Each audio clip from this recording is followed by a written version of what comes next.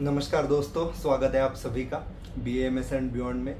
तो आप सभी को पता है कि मैं आपके लिए अभी आपकी यूनिवर्सिटी एग्ज़ाम्स जो आने वाली है बस 1-2 दिन में शुरू होने वाली होगी। बहुत सारे लोगों के आप में से और कई लोगों की शायद शुरू भी हो गई होगी।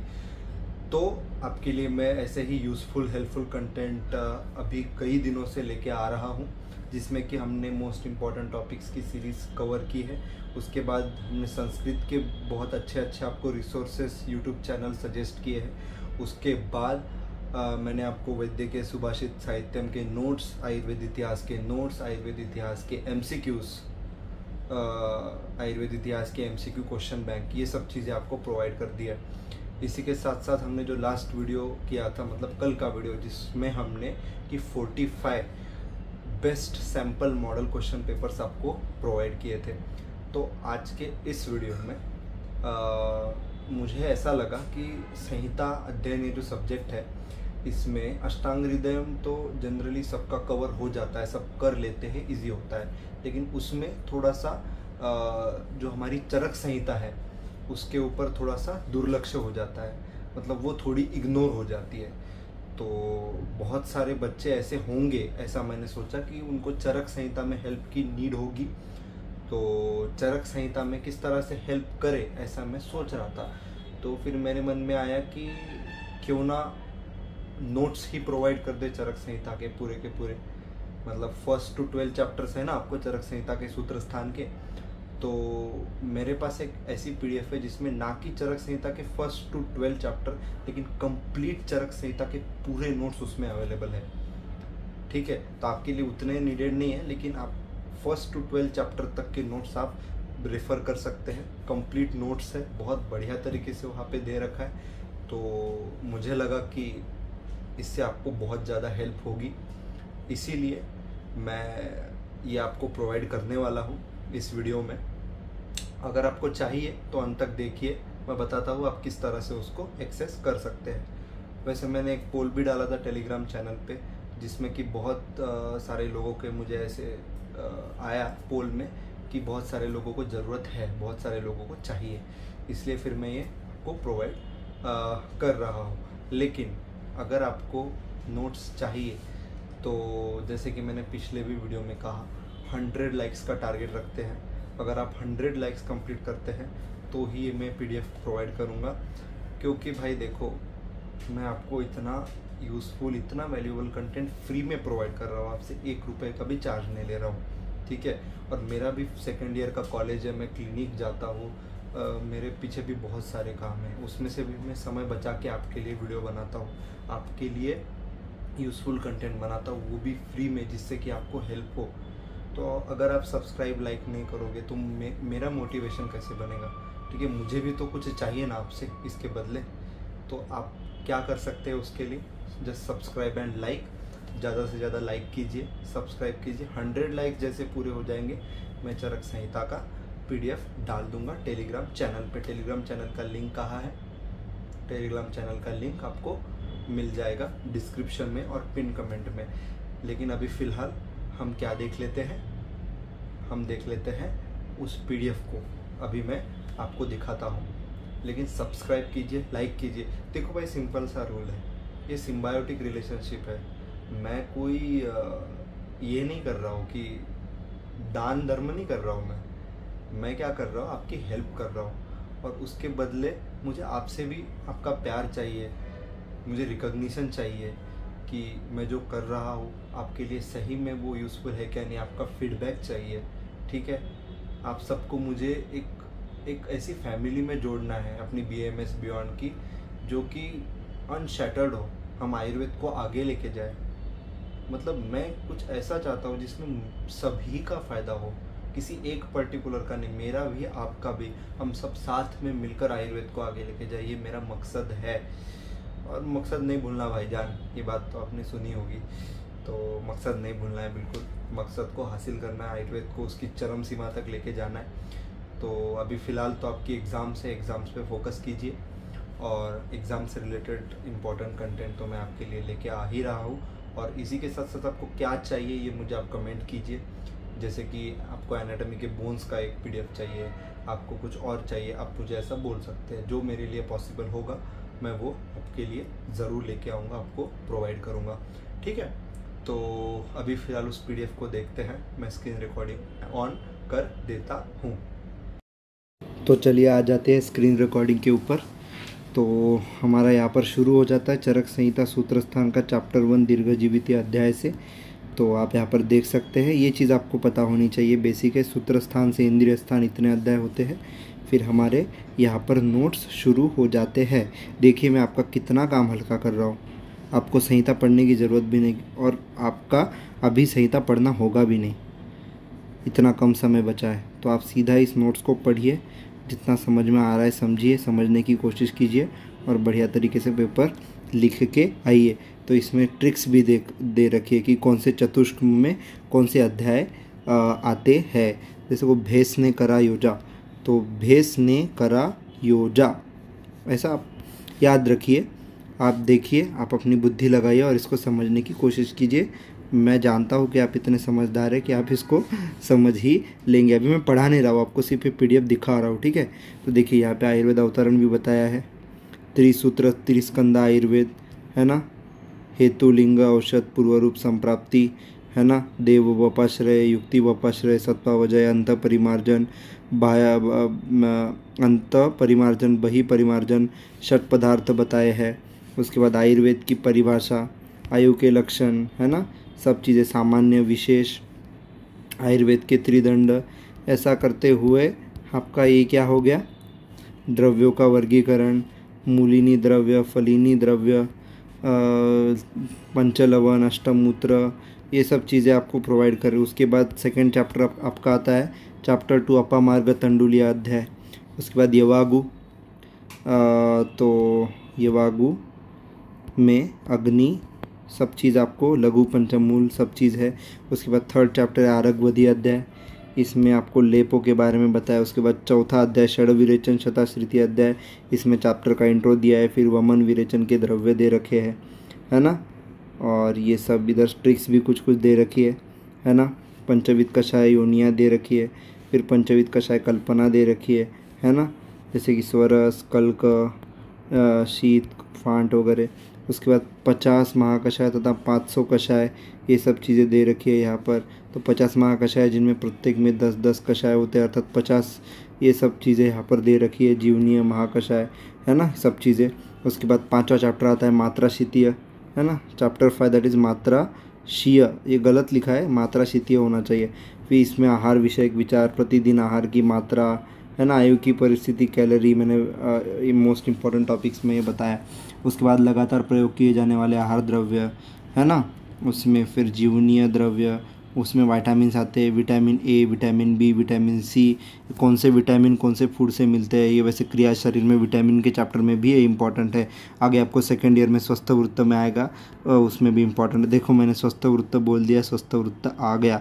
स्वस्थ वृत्त का बेसिकली मीनिंग क्या है कि तुमको जो आयुर्वेद का प्रयोजन है स्वास्थ्य से स्वास्थ्य रक्षणम, उसको पूरा करने के लिए, एक स्वस्थ व्यक्ति को स्वस्थ रखने के लिए हम क्या कर सकते हैं, वो बेसिकली स्वस्थ वृत्त के अंडर आता है। अभी फ़िलहाल आप इतना ही ध्यान रखिए। तो उसमें क्या आता है, दिनचर्या, है ना। तो दिनचर्या की कुछ चीज़ें यहाँ पर चरक संहिता में वर्णन की है, अलग है।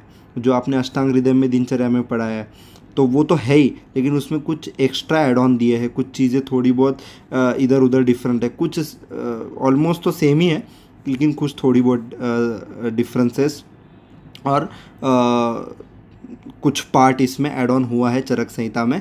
तो आपको ये अलग से पढ़ना है। पहले आप अष्टांग पढ़िए, दिनचर्या, फिर ये मात्रा शीतीय अध्याय पे आइए और इसमें देखिए क्या अलग दिया है, क्या डिफरेंट दिया है, उसको हाईलाइट कीजिए और उस तरह से आप उसको पढ़िए, ताकि आपको अगर अष्टांग हृदय के अनुसार आए तो उस तरह से भी आप लिख पाए, और चरक संहिता के अनुसार आए तो भी आप उस तरह से लिख पाए। तो ये रहा हमारा अंजन, फिर ये धूमपान, सब चीज़ें। अरे भाई बहुत अच्छा दिया है भाई, इसमें बहुत अच्छा दिया है इसमें, ठीक है।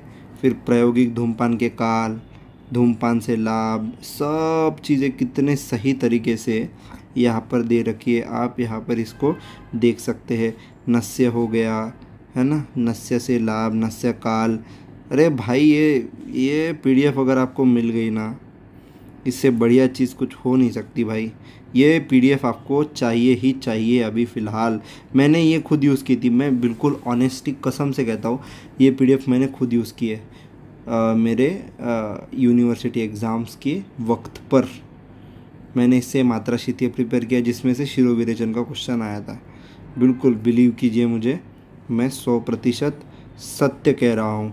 तो ये आचार्य चरक ने 50 महाकषाय, सुश्रुत ने 37 गण और अष्टांग ने 45 महाकषाय, इस तरह से। फिर वर्गों का वर्णन किया है, शुक धान्य वर्ग वगैरह।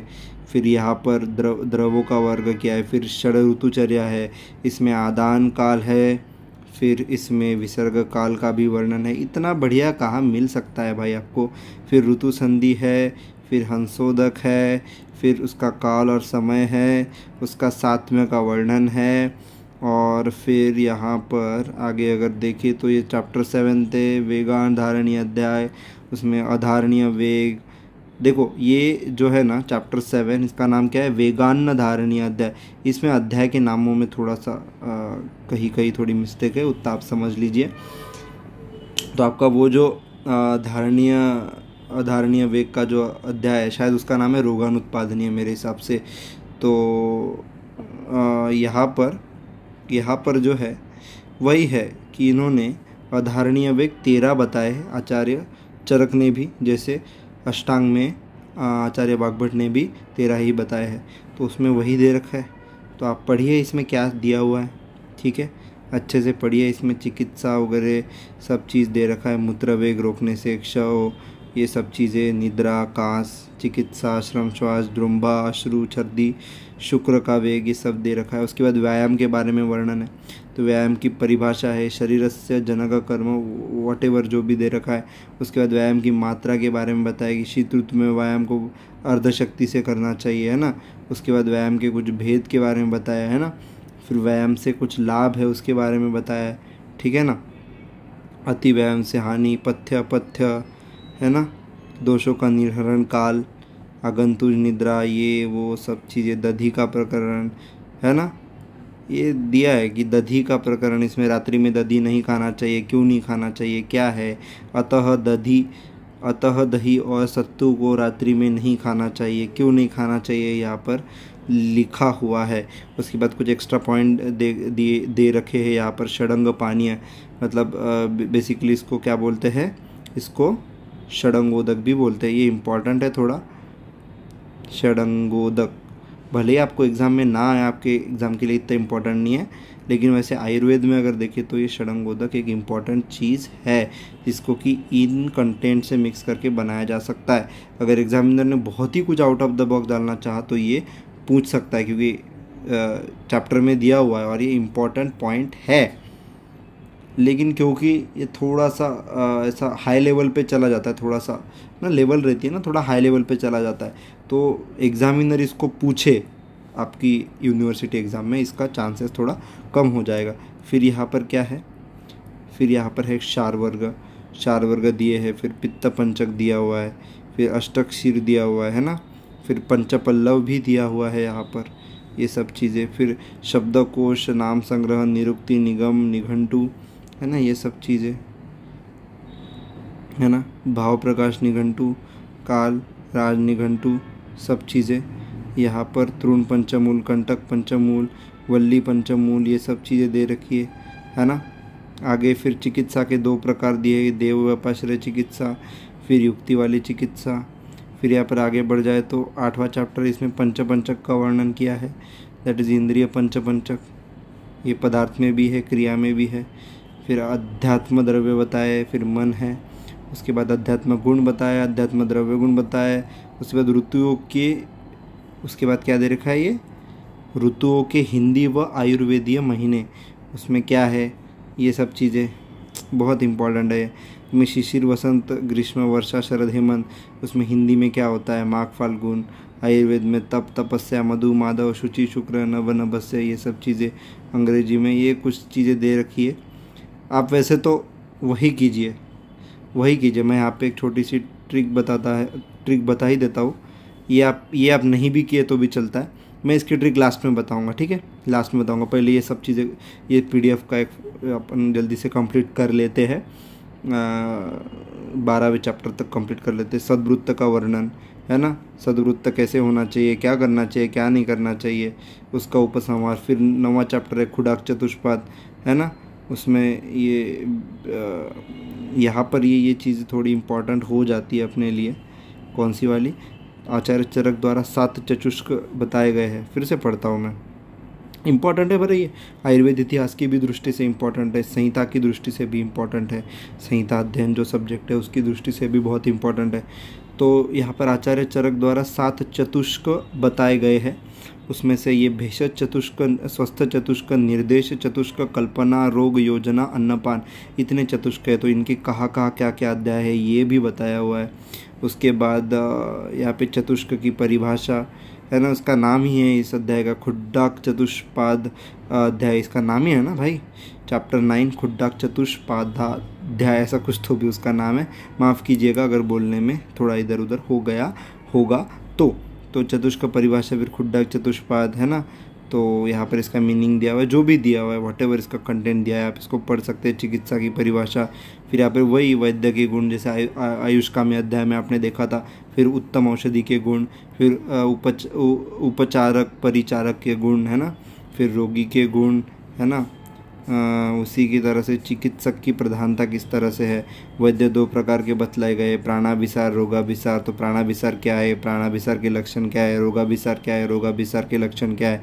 फिर राजा के योग्य वैद्य, जो कि जिन्हें राजवैद्य भी कहा जाता है ना, राजा के योग्य वैद्य के लक्षण, मतलब जो राजा के योग्य वैद्य कौन होता है, राजवैद्य। तो राजवैद्य की क्या लक्षण होने चाहिए।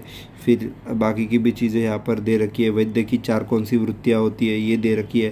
फिर त्रिविध वैद्य, इतना कंटेंट है, अगर आप ये लिख के आओगे ना भाई, देखो समझने वाली बात है, ये इतना कुछ डिफ़िकल्ट नहीं है। आप समझोगे इसको पढ़ के, इसका मीनिंग आप समझोगे, इसको अच्छे से करोगे, कुछ एक्स्ट्रा पॉइंट आप ऐड करोगे ऐसे जो कि बाकी के स्टूडेंट्स ने नहीं किए हैं, तो डेफिनेटली आपको एक्स्ट्रा मार्क्स मिलेंगे और आप बहुत बढ़िया मार्क्स वहाँ पर स्कोर करके आएंगे। तो कुछ इम्पोर्टेंट और कुछ एक्स्ट्रा और कुछ बढ़िया और एकदम मस्त ज़बरदस्त एकदम फर्स्ट क्लास चीज़ें यहाँ पर दे रखी है। तो ये PDF आपके लिए मस्ट, मैं कितनी बार मस्ट करूँ, आपके लिए मस्ट रीड है, मस्ट रेफ़र है, आपके लिए इम्पॉर्टेंट है, बहुत इम्पॉर्टेंट है। इसीलिए 100 लाइक्स का एम यहाँ पे आपका अगर पूरा होता है तो ही मैं ये PDF टेलीग्राम चैनल पे प्रोवाइड करूँगा। उसके बाद महाचतुष्पाद अध्याय आ जाता है। अब महाचतुष्पाद में चतुष्पाद की सार्थकता, मतलब ये डिस्कशन है बेसिकली आचार्य, पुनर्वसु और अग्निवेश में। तो चिकित्सा के बारे में क्या, प्रत्यक्ष प्रमाण। उसके बाद साध्य साध्यता संबंधी विस्तृत विचार इनके, तो इससे साध्य साध्यता के विचार से लाभ हानि क्या है। उसके बाद साध्य साध्य के प्रकार क्या है, उसका चार्ट क्या है। देखो व्याधि के प्रकार, साध्य असाध्य, फिर सुख साध्य, कृच्छ साध्य, फिर उसी में भी अल्प चिकित्सा, मध्य चिकित्सा, उत्कृष्ट चिकित्सा साध्य। और यहाँ पर असाध्य में आ जाता है याप्य अनुपक्रम, ये भी चीज़ें दे रखी है उसमें। साध्य रोग, असाध्य रोग, सुख साध्य रोगों का स्वरूप, है ना, कृच्छ साध्य रोगों का स्वरूप, है ना, याप्य रोगों का स्वरूप, अनुपक्रम रोगों का स्वरूप, रोग परीक्षा के बाद चिकित्सा। फिर एग्ज़ाम में किस तरह से क्या क्वेश्चन आ सकते हैं ये भी यहाँ पे दिया है कि जैसे महाचतुष्क में वर्णित व्याधियों का वर्णन करो, ऐसे ही इस यहाँ पर एग्ज़ाम में कौन से क्वेश्चन आ सकते हैं ये भी यहाँ पे दिया हुआ है। उसके बाद 11वां चैप्टर है अर्थात, जो भी है ये पढ़ लो आप, मुझे पढ़ना नहीं है, ये बता देता हूँ, मैं मजाक कर रहा था। ये त्रिस्त्रेष्णीय अध्याय, चैप्टर 11 जो है ना अपना चरक संहिता का, दैट इज़ क्या हो गया, ये त्रिस्त्रेष्णीय अध्याय है। बीच में ये कुछ तो भी आ गया, हाँ चला गया, अच्छी बात है चला गया। तो मुझे पता है ना भाई, मुझे पता है मैं क्या बोल रहा था। हाँ मैं ये बोल रहा था ये चैप्टर नंबर 11 है, ये आप देख सकते हैं, ये है 1, ये है दूसरा 1। थोड़ी सी मजाक कर रहा था मैं, बाकी कुछ नहीं। ये है तुम्हारा चैप्टर 11, ये 30 अध्याय है। इनमें 3 ऐष्णाएँ बताए, प्राणेष्णा, धनेष्णा, परलोकेष्णा, और बाकी के भी इसमें 8 त्रिक, अष्टत्रिक बोलते हैं ना, वो बताए हैं, है ना, चतुर्विध परीक्षा, ये सब चीज़ें यहाँ पर दे रखी है जिसको आपको यहाँ पर पढ़ना है। यहाँ पे सप्तत्रिक बोला है, एक अपना अष्टत्रिक, देखो है तो अष्टत्रिक ही, लेकिन यहाँ पे इन्होंने सप्तत्रिक क्यों बोला है, क्योंकि इसमें एक वो प्राणेशना धनेशना परलोकेशना है ना, प्राणेशना धनेशना परलोकेशना, ये भी एक ऐड हो जाएगा। और इस सप्तत्रिक 7 तो है ही कि 3 उपस्तंभ, त्रिविध बल, 3 आयतन, त्रिविध रोग मार्ग, त्रिविध वैद्य और त्रिविध औषध, ऐसे ये 7। और ये एक अपना ये प्राणेशना धनेशना परलोकेशना, तो ये मिला के कितना हो गया, अष्टत्रिक, अष्टत्रिक इस तरह से। ठीक है, तो ये तो आपको करना है। इस पे आपको LAQ आ सकता है, अष्टत्रिक का वर्णन कीजिए, ऐसे क्यों भी आ सकता है कि प्राणेशना धनेशना परलोकेशना को एक्सप्लेन कीजिए। तो 3 उपस्तंभ क्या है, त्रिविध बल क्या है, ये सब चीज़ें आपको, त्रिविध आयतन, त्रिविध रोग क्या है, त्रिविध रोग मार्ग, ये सब चीज़ें आपको, त्रिविध औषध जो है, चतुर्विध प्रमाण, ये सब चीज़ें आपको करनी है। चतुर्विध प्रमाण से पुनर्जन्म की सिद्धि है ना, ये सब चीज़ें, ये इतना इम्पोर्टेंट नहीं है, लेकिन इस चैप्टर में 2 चीज़ें इम्पोर्टेंट है। 2 चीज़ें नहीं, बेसिकली एक ही चीज़ बोलूँगा, अष्टत्रिक, जिसकी शुरुआत प्राणेशना धनेशना परलोकेशना से होती है। फिर अपने 7 1 2 3 4 5 6 7 में त्रिविध बल, त्रिविध वैद्य, त्रिविध औषध, जो भी दिया हुआ है वो इसमें इम्पॉर्टेंट है। उसके बाद लास्ट अपना चैप्टर कौन सा है, that is chapter number 12, that is वात कलाकली अध्याय। वात कलाकली अध्याय में वात के गुण, गुण के विरुद्ध दोष, ये सब चीज़ें यहाँ पर दे रखी है। क्वेश्चन दे रखे, उसके answer, question wise answer, question wise answer, ये आपके लिए वात कलाकली अध्याय फास्ट आपका इससे रिवाइज हो जाएगा।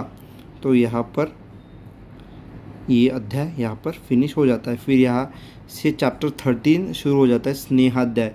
तो यहाँ से आपको सिलेबस में नहीं है, आपको सिर्फ और सिर्फ केवल आपको क्या करना है, यहाँ तक ही पढ़ना है जी। ये आपको स्नेहाध्याय इसका नाम है, अध्याय के नाम यहाँ पे ठीक से नहीं लिखे हुए, ठीक है। तो स्नेहाध्याय ये जो है इसका नाम है स्नेहाध्याय, ये आपको सेकेंड ईयर से रहेगा।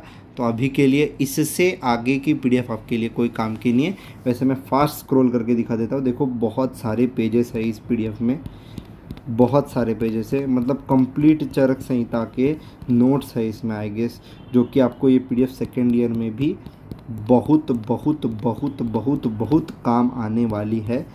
तो अभी इसको डाउनलोड करके रख लीजिए, जिससे कि आपको इन फ्यूचर सेकेंड ईयर में जब आप जाएंगे तब आपको ये काम आएंगे। लेकिन क्या करना है, 100 लाइक्स का टारगेट कंप्लीट करना है, जिससे कि ये जल्द से जल्द, अगर आप 1 घंटे में कंप्लीट करेंगे मैं 1 घंटे में डाल दूंगा, मुझे कोई दिक्कत नहीं है, लेकिन कंप्लीट कीजिए। ये मैं स्क्रॉल करे जा रहा हूँ, ख़त्म ही नहीं हो रहा है, लेकिन भाई अपने में भी बहुत सारा पेशेंस है। दी एंड हो गया यहाँ पे इस PDF का। और यहाँ पर ये कौन सा पेज है, इसके पहले का अगर देखें तो ये 211 वाला पेज है। तो